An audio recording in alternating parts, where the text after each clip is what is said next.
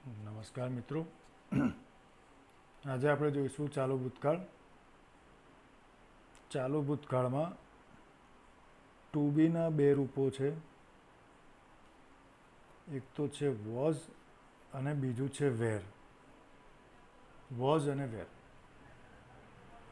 I, he, C, it અને એક વચનમાં was આવશે જ્યારે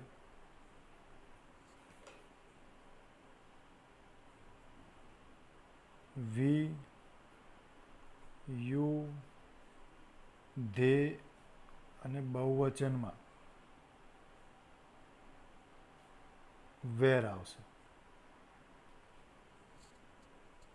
વોઝ આવે કે વેર આવે પણ દરેક વાક્યમાં આઈએનજી વાળું ક્રિયાપદ આવશે. દરેક વાક્યમાં આઈએનજી વાળું ક્રિયાપદ આવશે.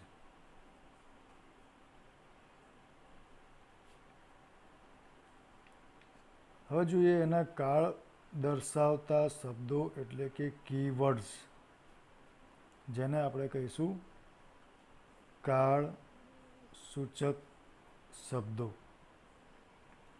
કયા કયા શબ્દોથી આ કાળ ઓળખાય? તો એક તો છે વેન, એના પછી વાઇલ, અમુક વાર as, then, at that time, yesterday. તો આ બધા જે શબ્દો છે એ ચાલુ ભૂતકાળમાં વપરાય છે અને આ શબ્દો ઉપરથી આપણને ખ્યાલ આવે કે આ કાળ ચાલુ ભૂતકાળ છે. હવે વાક્યો જોઈએ આપણે.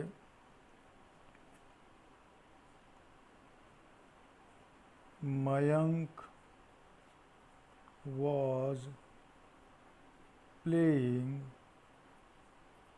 Chess yesterday. મયંક ગઈકાલે ચેસ રમી રહ્યો હતો. તો ટુ બીનું રૂપ વત્તા આઈએનજી વાળું ક્રિયાપદ આવે એટલું આપણે યાદ રાખીશું ચાલુ ભૂતકાળમાં. Meena was cooking at that time. Meena એ સમયે રસોઈ બનાવી રહી હતી. તો આમાં પણ જોઈએ મિત્રો ટુ બીનું રૂપ વત્તા આઈએનજી વાળું ક્રિયાપદ. તો કોઈ પણ સાદા વાક્યમાં સાદું વાક્ય કઈ રીતે બનશે? તો પહેલાં સૌથી પહેલાં કર્તા આવશે, બીજા નંબરે ટુ બીમાંથી એટલે કે વોઝ અથવા વેર આવશે કોઈ પણ સાદા વાક્યમાં. ત્રીજા નંબરે આવશે આઈએનજી વાળું ક્રિયાપદ. ચોથા નંબરે આવશે અન્ય શબ્દો. તો ચાલુ ભૂતકાળનું કોઈ પણ સાદું વાક્ય આ રીતે બનશે.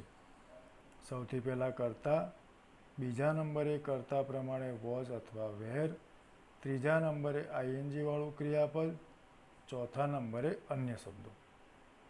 તો કોઈ પણ ચાલુ કાળનું વાક્ય હોય એમાં આઈએનજી વાળું ક્રિયાપદ આવશે. હવે આપણે સાદા પ્રશ્નો જોઈએ. તો હી વોઝ પ્લેઇંગ ક્રિકેટ. તે ક્રિકેટ રમી રહ્યો હતો. તો આ વાક્યનો પ્રશ્ન બનાવવું હોય તો ટુ બીનું રૂપ જે છે એ આપણે પહેલા સ્થાને લઈશું અને કર્તા છે એ ટુ બીના રૂપની જગ્યાએ લઈશું. મતલબ કે બંનેની સ્થાન, બંનેના જગ્યા આપણે બદલાવી નાખીશું. તો પહેલાં મૂકીશું વોઝ, બીજા નંબરે કર્તા એટલે કે હી, ત્રીજા નંબરે પ્લેઇંગનું પ્લેઇંગ, અન્ય શબ્દોમાં છે ક્રિકેટ અને પ્રશ્નની નિશાની. તો આ રીતે સાદું વાક્ય જે હોય એમાંથી પ્રશ્ન વાક્ય બનશે. આ જ વાક્યમાં આપણે હુથી પ્રશ્ન બનાવવાનો છે એવી આપણને સૂચના આપી છે. દાખલા તરીકે WHO પ્રશ્ન હુથી બનાવો. તો એમાં મિત્રો આપણે ખાલી જે કર્તા છે એની જગ્યાએ હું મૂકીશું, બાકી આખું વાક્ય એમને એમ રાખીશું. વોઝનું વોઝ, પ્લેઇંગનું પ્લેઇંગ, ક્રિકેટનું ક્રિકેટ. તો હીના બદલે આપણે મૂકીએ હુ, બીજા નંબરે વોઝનું વોઝ, ત્રીજા નંબરે પ્લેઇંગનું પ્લેઇંગ, ચોથા નંબરે ક્રિકેટનું cricket. Who was playing cricket? પ્રશ્નની નિશાની. તો સાદા વાક્યમાંથી WH એટલે કે હુથી આ રીતે પ્રશ્ન બનશે. માત્ર કર્તાની જગ્યાએ હું મૂકીશું, બાકી આખું વાક્ય જેસે તે જે છે એમનું એમ જ રહેશે. કોઈ પણ ફેરફાર આપણે કરીશું નહીં. માની લો કે આ જ વાક્યમાં આપણને સૂચના આપી છે કે વોટથી પ્રશ્ન બનાવો.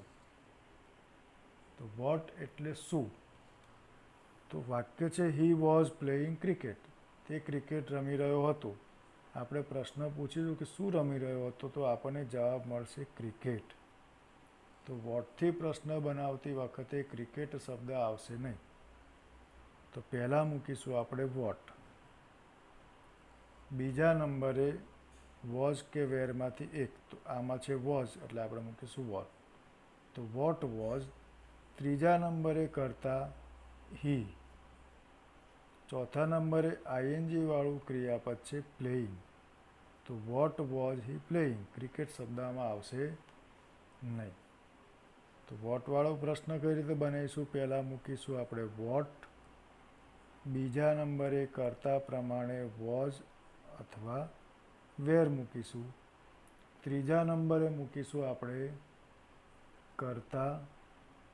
ચોથા નંબરે મૂકીશું આઈએનજી વાળું ક્રિયાપદ.